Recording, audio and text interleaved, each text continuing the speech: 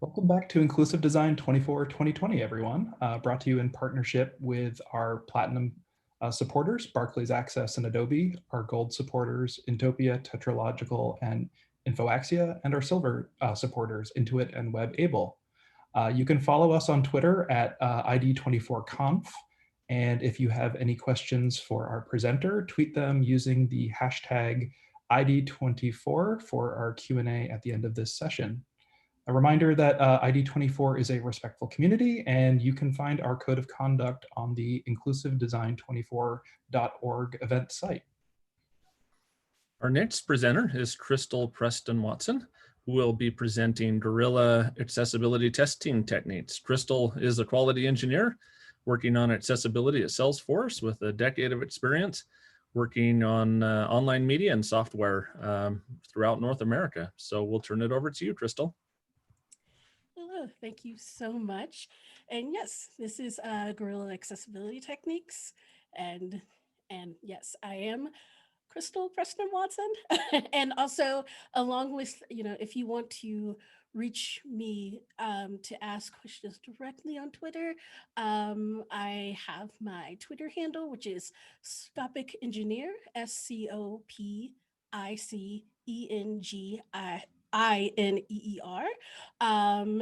So if you don't want to feel comfortable asking questions a little bit later, or you have questions down the road, I love to interact with people on there. So this is the agenda for today's talk. Why that we have to do guerrilla accessibility testing. What's the reason for all this covertness we going on? Talking about A11Y allies, the people that we need to gather in our corner, reconnaissance, just a big word of like, what are we testing and how are we testing it and how do we gather that information? And dossier, hopefully I'm pronouncing that French right, is how we create the report and to get this information that we've gathered in our reconnaissance to stakeholders, influencers, and executives. So why? I don't know if I'm going to, you may not have heard of Grace Hopper. Grace Hopper was a computer scientist and also a rear admiral in the United States Navy. Really amazing woman. And one of the quotes that really has always resonated with me throughout my career is, it's easier to ask for forgiveness than it is to get permission. And the reason why she said this is that she was a military officer in a large organization. I mean, the U.S. Navy and the U.S. military is a very large organization. And, if you've ever worked in a large corporation or, organization that has a very large reach, global reach, it's hard to get permission or really the okay to do anything, especially because you have to go, to your boss, to your manager, and they have to go to their boss and their manager. And especially if companies don't feel like it is a huge substantial benefit to the organization. Is it going to make them money? Is this going to be high profile? And unfortunately, when it comes to accessibility, many companies and organizations don't make it a priority. It's not inherent when it comes to the development of sites and applications and other technology, though accessibility is important. As something I say very often, accessibility is a human right, and it should, everyone should have access, especially for technology that is vital to people's livelihoods, health, and other considerations. And so one thing, and this is a image, if you know, of Socrates. Um, you, the reason why we're good, you have to do this kind of covert, guerrilla testing. You're going to try to appeal to the psychological egoism of a company, and that's pretty much a way to say that humans, are motivated by kind of self-interest or selfishness, and even when what they're doing may seem altruistic. And it's like, that's kind of it could be controversial when it comes to humans, but I think for companies, that tends my maybe this is my personal opinion, that companies do kind of a lot of times act on a kind of psychological egoism. And so let's, with this, you're going to appeal to that, but it's hard to do right off the bat. You can't usually go to a company and say, hey, I want us to focus on accessibility, um, because it's like, but what's the bottom line? What is the benefit to this? Is this going to cost money? How much money is it going to cost? And so sometimes you have to just go ahead and do it. You have to ask for forgiveness versus permission to do so. So let's kind of get into, well, now that you're like, you're set on doing this kind of guerrilla testing, this covert testing, you're going to need some allies. And so you're going to need some accessibility allies. And I'm going to explain this through character comparisons from the movie The Core. The Core is a movie from the early 2000s. Sometimes a lot of people think it's bad, but I think it's very relevant and a good way to show you how to go about doing some guerrilla covert testing. So there's a lot of people you can get onto in your allies, but on the screen, I've narrowed down, I think, three key people and three key roles that are really good to get onto your team. One being the project manager, the inside person, and someone that is may have a gateway in communication with stakeholders, user experience, UX, the coordinator, and the developer, the fixer. And so the project manager, someone you want the inside person, this is the person that has that communication with usually a lot of if you're on a software development team, usually has communication with influencers, stakeholders, a gateway to executives that you may not have. Like say, I am a quality engineer that a lot of times I don't have that kind of gateway to some of the upper hierarchy at a company. Project managers are great to kind of, with support, and especially to help kind of boost your standing and kind of reputation with some of those higher influencers. And um, and so you have the developer, and that is the um, or in a lot of, if you're familiar with heist movies, that's the hacker. But I just thought that was a little bit too on the nose. I think, especially in a lot of tech companies, the developer is seen as the heart and soul of what you're doing, and always getting that developer on your side is you definitely want to have that kind of that clutch, that key position in your corner. So making friends with the developer is a great way. I mean, they are the ones who are going to build the accessibility once you have, hopefully that okay from the higher, from that your executives or the money holders. And then a slide unseen is UX, and something that I don't know who said this, but I truly do believe it is accessibility is one in the design phase. And UX is a very important position of really, getting people to understand that design and accessibility are not mutually exclusive. Good accessibility is good design. So you don't want to um, you do want to have that design person in there, and they're great people. And as a tester, I find myself, really reaching out to them to understand why a feature or a particular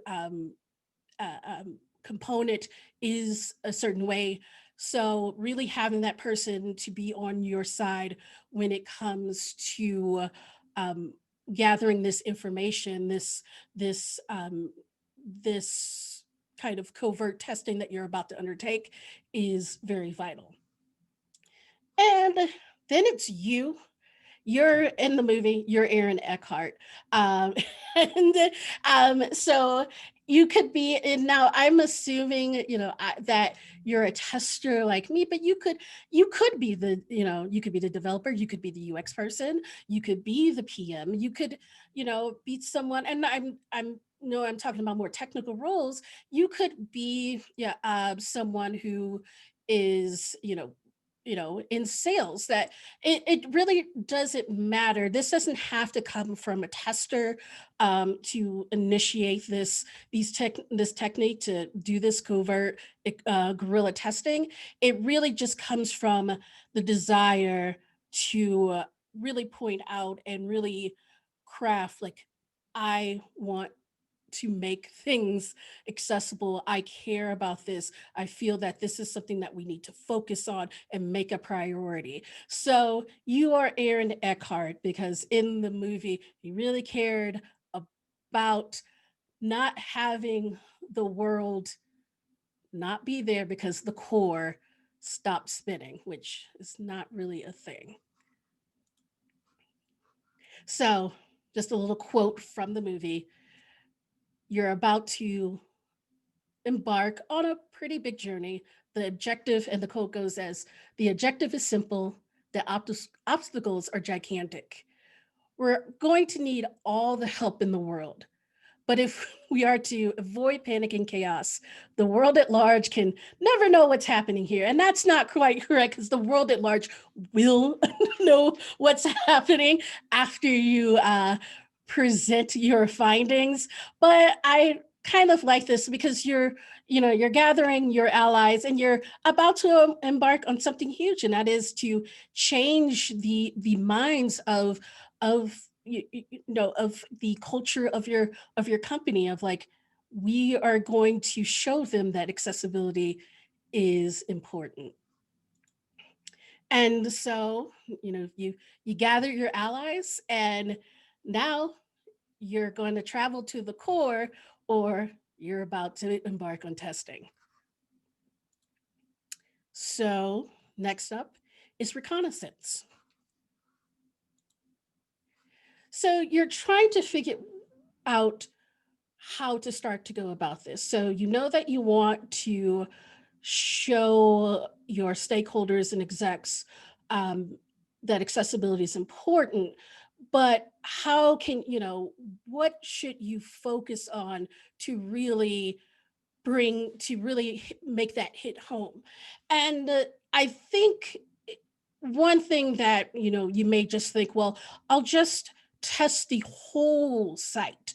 And that's not something that's really viable to do. You can't test the whole site. You could, but this is also something that this is not your primary job. You have other things. You have other responsibilities and priorities. So you can't just test, the whole site and gather information on your own.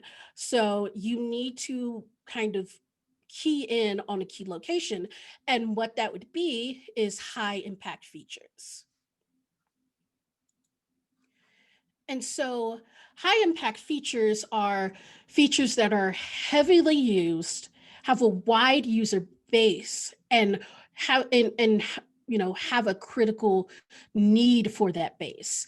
And this would be features like login and sign up, sales like carts, item carts, forms that are keep for users. You want to focus on that versus focusing on more, things that might seem like they're all over the site, because you might think, well, this is a random item, let's say a like a site map, and the site map is key, but it might be a low traffic feature on your site. And so yes, maybe it's involved and it's on every in the footer of every part of your site, but it's not high traffic. It's easy for it doesn't make a high impact when it comes to showing this to people who really are all about, well, you know, that kind of like, well, is this going to make us lose clients? Is this going to cause people to, publicity, are we going to get bad publicity out of this? So that's why you want to focus on high impact features. And so now that you once you scope out the things that you want to do, want to focus on your impact features, you now need to do your targets. And targets are really just kind of things that you look for while, testing these high impact features. And those are going to be things like looking for how your focus and tab order, seeing if there are keyboard traps, text for images, enlarging text to the size 200, color contrast, text and background colors, and video captions and descriptions. Now, this is not an end all be all of what, when it comes to accessibility of features. This is something that, this is just an example of what you want to do. And one thing you also would be really, really good is to, beforehand, maybe get a little bit comfortable with WCAG, which is Web Content Accessibility Guidelines. And, it's a series of guidelines that, that are for, improving web and digital accessibility. They're internationally recognized and adopted standards. And so kind of getting comfortable to see what's, and reading that and kind of seeing, okay, what does it mean to what does it mean to have a feature be accessible? And you can start coming up with your own kind of reviews of kind of targets of what you want to review out of these high impact features. Something I do want to note is that this isn't an audit. You might have heard, if you're kind of considering doing something like this, you might have heard of, accessibility audit. And you're not doing an audit. You're not, because one, you may be very new to accessibility, especially reviewing things for accessibility. So you may not have the complete knowledge of doing of kind of looking at things, but this is a review. This is what you're reviewing. You're kind of getting a good a quick overview on the issues on your site, because this is not something, we're not going in super deep. It's not that deep, as, as I like to say. And and also with this, you're not, you can only cover so much ground. You don't, you're not, going to provide instructions on how to fix things or for remediation. This is just really to kind of capture and look at things and kind of see where the issues are, and make sure that you're, you know, and gather that for your reconnaissance. So now that you have picked your targets, you need your equipment and your gadgets. And so I'm focusing on, you should focus on kind of open source and non-invasive tools, because again, you don't have permission to do these things. And so if you're starting to kind of um, put certain third-party tools into your repos or onto your computers, that can get a bit touchy. I will say that I have included things that are not open source and some things that might seem invasive, but I just wanted to give a good review of the things that are out there. But just know that you want to stick with things that are not going to raise the alarm with your security. So one kind of your number one piece of equipment when you're kind of doing your reconnaissance is keyboard. Um, just really unplugging your mouse and doing keyboard navigation. It's something that is it's very simple, but also really effective in finding accessibility issues. Second is screen readers. Now, I've listed JAWS, which is a well-known and popular screen reader. It does cost money, but there's also things like NVDA, which is a screen reader and is not, and it is, open source and free. There's VoiceOver if you have a Mac. It comes with it's going to come with your MacBook, your iPhone, and if you have an Android phone, TalkBack will either come with your phone, or it will. You can, if you have it, you can always go into the Google Play Store and then download it, and it doesn't cost anything. Number three, when you're with your equipment and gadgets, browser extensions and developer tools. Again, kind of, be wary of your security, kind of settings and, and kind of needs.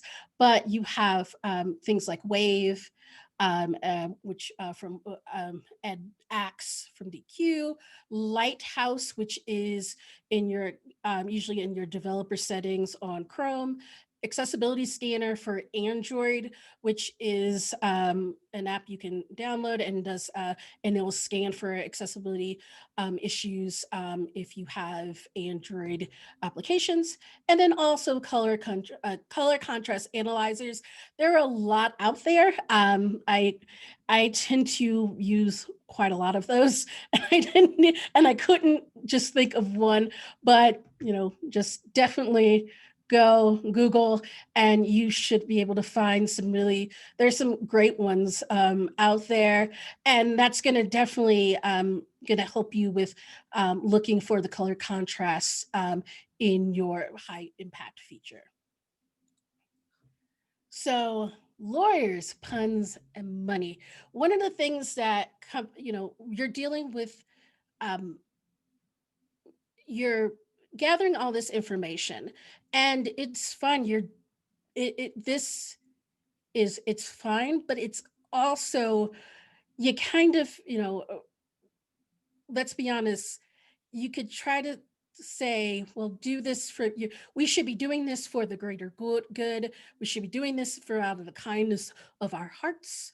But sometimes that's just not enough. And especially when you're dealing with kind of large corporations and companies and organizations. So one things that tend to work is letting them know about legal obligations and kind of, ways that they could potentially have bad publicity. And so one thing I tend to like to do is look and see what other companies have gone through who have not heeded the warning of dealing with accessibility. So I do have Google alerts for just like web accessibility, digital accessibility, court cases to kind of keep up on news of different information out there about certain court cases. Lainey Feingold, who actually spoke a bit earlier here, um, is a great website to like to read her website and about her, one being a lawyer and and getting her analysis on these court cases is really great, and someone who I really expect and someone you should be following anyway, even if you don't feel like you have to do all this to get your company to focus on accessibility and court records. This is Advance. I have a background in journalism. So one of the things I have done before is go through court records. I say this is advanced because going through court records is not easy, especially if you don't know how to search. But if you're someone that wants to learn how to do that, or you have experience to do that, I say go for it. Many of the court record searches, there are some that are free that you don't have access and you can just do from the comfort of your home. There's some that you do have to actually do a little bit more involved. They're still free, but going into requesting the information. And then there's things where you have databases, those that are kind of paid. I wouldn't get into that. I think with the free, all the Google Alerts, and the free court records, and then also wonderful blogs by Lainey, you have things covered. And one thing that you should really do, you need to time box. It would be easy. Again, this is not a audit.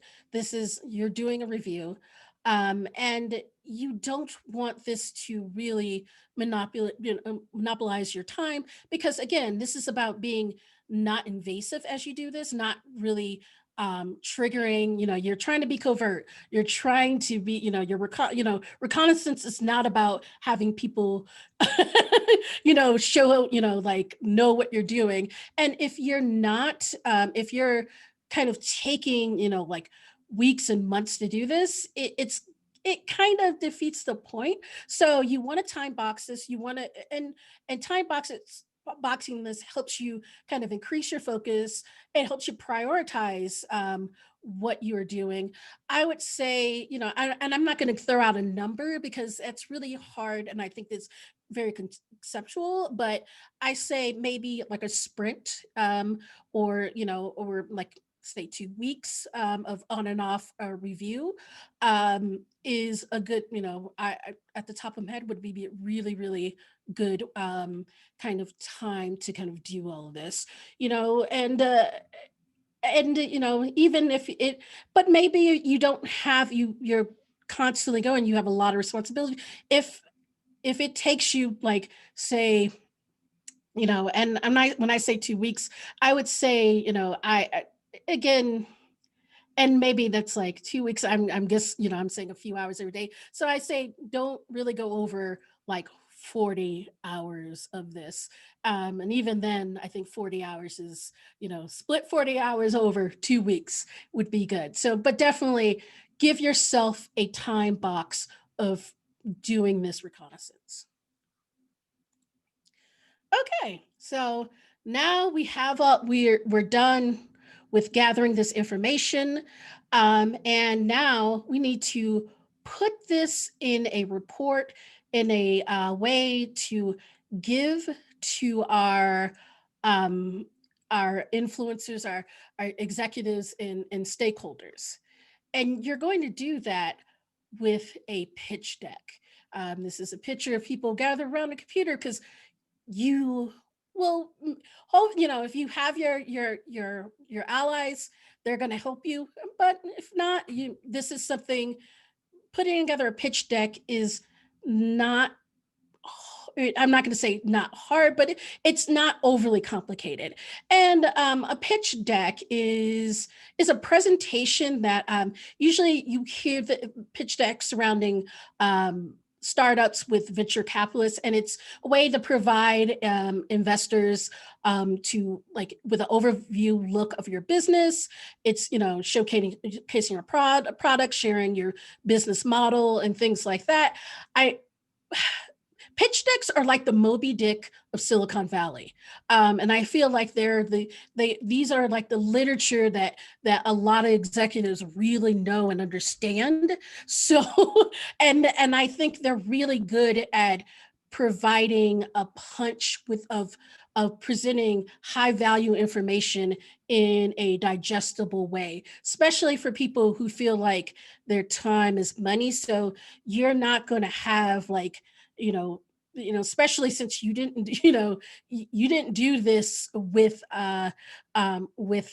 backing from anyone. So this is a good way to kind of provide this information in a very impactful way. And so with this pitch deck, you're going to, Guy Kawasaki has a 10-20-30 rule, which is 10 slides, 20 minutes, 30-point font. And that, Guy was like, well, with 10 slides, that's kind of, for a lot of people, that's probably the number that where people will not kind of have their mind wander of like about other things. So you want to have a minimum amount of slides. 20 minutes is because if you're going to get into the room, more likely you're not going to get 4 hours of someone's time. You may get 30 minutes to kind of present your information. And so, 20 minutes allows, like, you got 20 minutes to present your slides, and you maybe have 10 minutes to answer any questions.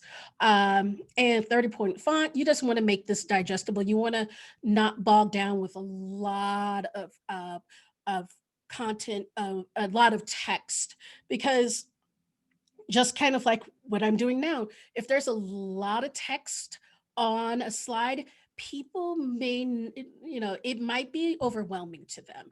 And the thing about this, you want the maximum amount of impact. So what's going to be in your pitch deck? These are going to be your 10 slides. Your 10 slides should include your problem, a problem and opportunity. Value proposition is one slide. Future analysis, and A11Y allies, a slide about your allies, and current status. On average, you would want maybe 2 slides per section, but some could be done in one, and others may need up to 3. It's just kind of balancing out what you feel like would work for you. So in the problem opportunity slides, you want to talk about, this is where you're going to discuss the problem that you're solving when it comes to accessibility. This is an overview of the reconnaissance that was done and how, it was done. And then, also how this was how to turn this, how you doing this kind of covert testing is an opportunity for your company and for your product. Next section, value proposition. For this, it's usually kind of common for this section in pitch decks to be like a comparison to like other well-known companies. And this is also a really good place for that information you collected about court cases and legal issues and other things. This is a really good place to put that information. I think, something like the Domino's Supreme Court, like as they tried to go to the Supreme Court, that's something that's really good to kind of put there. So really kind of, show how, this is the value that, that accessibility will bring. And feature analysis is where your reconnaissance really does come in. And this is where you lay out the biggest and most serious issues. And you more likely have probably gathered a lot of information. If you I wouldn't put everything on there unless you feel like you could do it in a way that isn't overwhelming. So what you want to do is focus on the biggest and most serious issues that you feel have come up onto the slide. This is going to probably also be a slide that this might go, the slide that ends up going to like 3 slides. And your slide about your accessibility allies, your A11Y allies. This really the slide that you discussed that you have buy-in from others, because I think that sometimes is a trip with companies where they're like, okay, well, we want to do accessibility. We see you're right, but they there's it's like, but we're going to get pushback from others. And if you show that, well, you're like, no, this is something that people throughout the company want, and these are people right now that we that are also really that really are considering accessibility. It's really it's very impactful. And then also you could, in with this particular slide, get a short like kind of thoughts on accessibility from their perspective roles.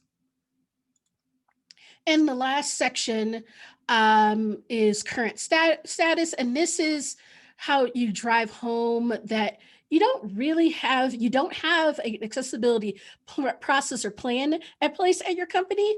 And this is where you could talk about getting funding for official audit and kind of, talk about how to maybe go about doing future plans for incorporating accessibility into your company. So we're at takeaways. This is a lot. And but you've gathered your allies, you have gathered your information, you've put together a really nice pitch deck, and hopefully this will really lead to change in culture at your company and with your product when it comes to accessibility. But overall, it comes back, and you did this because it's easier to ask for forgiveness than it is to get permission. So it's one of those things of, yeah, sometimes you could, try to get permission. And if you can, go ahead. I think it's great to do so. And if you don't have to go this covert guerrilla warfare testing way, do so. But sometimes it's not. It doesn't work. And so, if you can't do it one way, do it whatever. It's like Hannibal. There's a quote from Hannibal says, "I'll either find a way or I'll make one." And this is you making one. And so it's like, yeah, just ask forgiveness after you get it, because if you can't get permission, oh well. And accessibility is important, and you're doing this because this is not just about users, this is about human beings. And that is it for me. Thank you so much. Great. Thank you, Crystal. That was wonderful. I like that idea of the guerrilla testing tactics. There are a few questions that have come in that we have. One is just that idea of guerrilla testing tactics suggests that there probably is not broad organizational support. So you kind of spoke to this a little bit right at the end, but maybe you could expand on that. How do you take those grassroots guerrilla efforts and bring them to the forefront? What do you do if your pitch deck isn't taken seriously? I think with that is to, if you, and that's definitely a real possibility. And I think with that, it really kind of goes into a grassroots campaigning thing of going to different people in different departments and roles and really speaking to them about accessibility. You almost have to evangelize on it, where you have to, you're breaking out from not just your allies, but to everyone, and utilizing the people that you've already brought in to really kind of grow this kind of grassroots movement of this accessibility is important. So that's what I kind of, if like you can't, if you have this pitch deck and you've done this and there's like then it's really starting to make, if you can get into, with influencers and really, using other people to influence the influencers, I say start doing that. Excellent. Thank you. Another question, how do you prioritize those targets that you talked about, like focus and keyboard traps and things like that? How do you start to prioritize those so then you can start to maybe assign or move to a remediation stage? With that, I kind of think of one, since you may not be completely, this may be your first foray into accessibility testing. I think one, focus on the things that you feel more comfortable with actually doing for like first. And I think with that might be with looking for alt text, because that is, because some people are not as comfortable doing keyboard navigation. That's, they're they're heavy mouse users, looking for, maybe it's, focusing. So even with that, and then kind of building up, you don't have, you could also just do tutorials. Like, you don't have to be like, I'm going to do this and then go to the testing right away. You can also teach yourself to kind of, so you can feel more comfortable with these techniques, with the testing. So, and that's, and it's like, well, I don't know how to work a screen reader. Well, that's, you can, there's tutorials, but usually the screen readers have documentation on doing that. There's VoiceOver has a tutorial built into it. There's really great YouTube videos. So get comfortable maybe, with the tools, and then also focus on things that you're a little bit more comfortable with. And then also, do that before just jumping in if you're not completely comfortable doing stuff. Excellent. Thank you. So, what, as you move beyond those guerrilla testing techniques and just doing those high level targets that you talked about, how do you think you move from there to like more in-depth testing? Is it important that you have a dedicated testing team that are maybe more expert internally? Do you do that externally and have an audit? How do you get the level of detail that you need to really start to make the changes as opposed to just identify some of them? I It's one of those things. I feel it definitely is helpful to have someone who has experience with doing accessibility testing, at least one person that can do a knowledge share.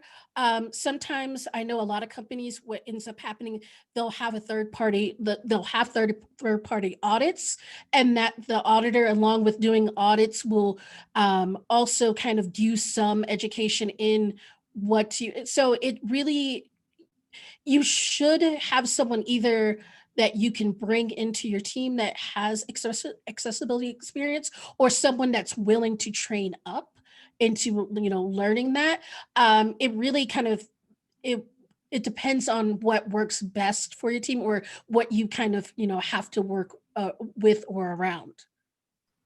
Great, wonderful. Another question for you. Have any of the software, the guerrilla testing software programs that you've used later been adopted by your organization and become more mainstream in the testing that you do?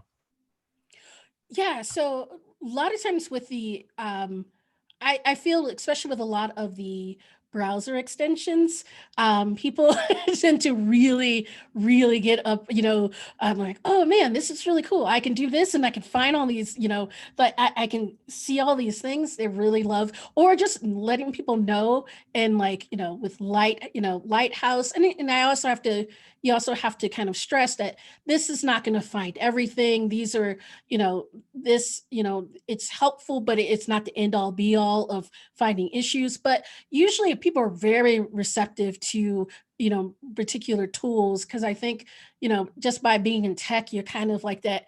You're usually like tech heads anyway. You're like, oh man, this is a cool tool. I want to use this. Okay, wonderful. Eric, do you have any other questions that have come in? Not coming in, but personally, speaking of favorite tools, what's your go-to? What's your happy space? Oh man, I tend to. I think for me, I will, especially since I I tend to use a screen, I use a screen reader on a phone, and I am an Android user. I use the accessibility scanner a lot with, especially if I get a app on my phone. I download an app on my phone and I found I get frustrated with it. Then I fire up the accessibility scanner and then it just verifies. And that's a little, maybe that's a little bit more personal, but it does come in when I do actual work. But I'm like, yes, I'm ready. Like I see all these issues. Can't turn it off, huh? Yeah. Well, I think that's it for me, and I believe that's it for questions. Crystal, thank you so much for such a wonderful talk. Personally, you've demystified a lot of things for me, and I'm sure for our audience as well. Jared, also, I'd like to say thank you for being such a wonderful co-host through these sessions. It's been a pleasure to have you here and helping out. And for those of you watching this broadcast live, thank you for tuning in. If you enjoyed this session, please remember to hit that like button on YouTube. It goes a long way to helping us out.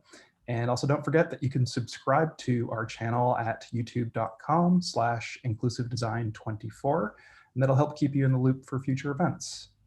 Also, a reminder that Inclusive Design 24 is brought to you with thanks from support from Barclays Access, Adobe, Intopia, Tetralogical, InfoAxia, Intuit, WebAble, DeQ Systems, and Adrian Roselli LLC.